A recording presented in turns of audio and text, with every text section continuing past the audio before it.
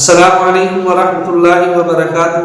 یہ بات تو ہم تمام لوگ جانتے ہیں کہ ہم اپنی ضروریات کے لیے گھر سے باہر نکلتے ہیں اور بازار کی طرف جاتے ہیں۔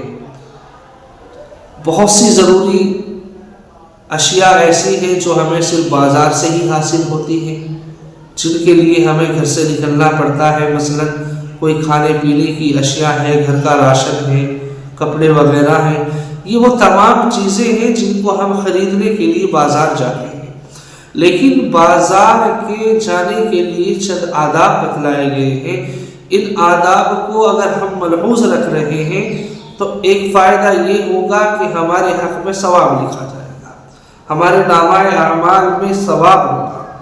دوسرے یہ کہ اللہ تعالیٰ بہت سی گناہوں سے بچائے گا اور نیکیاں ہمارے اعمال کے اندر لکھی جائیں گی۔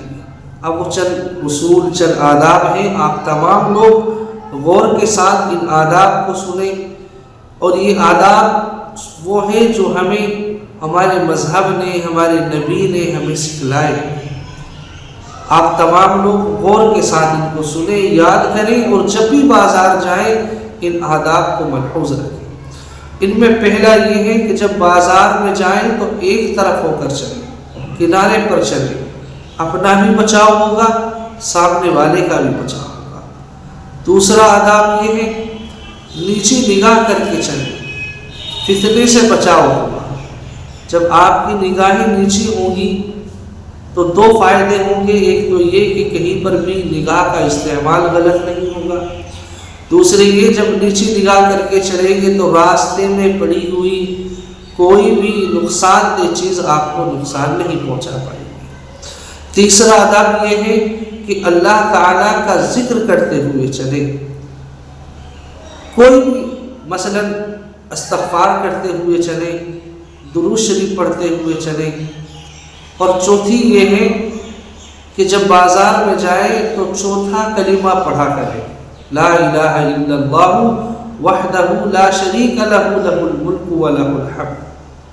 حضور اقدس صلی اللہ علیہ وسلم ارشاد فرماتے ہیں کہ جب کوئی بندہ بازار میں جاتے وقت اس کلمے کو پڑھتا ہے، چوتھا کلمہ، اللہ تبارک و تعالی اس کے 10 لاکھ گناہوں کو معاف کرتا ہے اور 10 لاکھ نیکیاں اس کے حق میں لکھی جاتی ہیں۔ تو جب بھی بازار جائیں چوتھا کلمہ چاہتے ہوئے ضرور پڑھا کریں۔ تو یہ جو چوتھا آداب ہے کہ بازار میں چوتھا کلمہ پڑھا کریں۔ ہر وہ چیز جو آپ کو نقصان دے سکتی ہے، اللہ تبارک و تعالیٰ اس کلمے کی برکت سے اس چیز سے آپ کو محفوظ رکھے گا۔ پانچواں ادب یہ ہے کہ کوئی بھی حاجت مند انسان، ضرورت مند انسان آپ کو بازار میں نظر آئے تو آپ اس کی اپنے طریقے پر مدد کریں۔ اس سے آپ کے دل کو نرمی عطا ہوگی۔ جب آپ کسی غریب کی، ضرورت مند کی، پریشان حال کی مدد فرمائیں گے تو اللہ تعالیٰ آپ کے دل کو نرم کرے گا۔ اور چھٹا آداب یہ ہے کہ کسی بھی مصیبت زدہ کو دیکھیں تو اس کی بھی مدد کریں۔ کوئی پریشان دیکھیں آپ اس کی بھی مدد کریں اور یہ دعا پڑھیں، الحمدللہ الذی عافانی مما ابتلاک بہ وفضلنی علی کثیر ممن خلق تفضیلا۔ اور ساتواں ادب یہ ہے کہ بازار کے راستے میں رکاوٹ نہ بنے، اپنا بھی بچاؤ کریں، دوسرے کا بھی بچاؤ کریں۔ مراد یہ ہے کہ جب آپ بازار میں ہوں تو کوئی بھی واہن یا کوئی بھی چیز جو آپ لے رہے ہو اسے ایسی جگہ پر نہ روک کر کھڑا کریں جہاں آپ کے کھڑے ہونے سے دوسرے آدمی کو پریشانی ہو۔ یہ چند آداب ہیں جو بازار میں جانے کے بتلائے گئے ہیں۔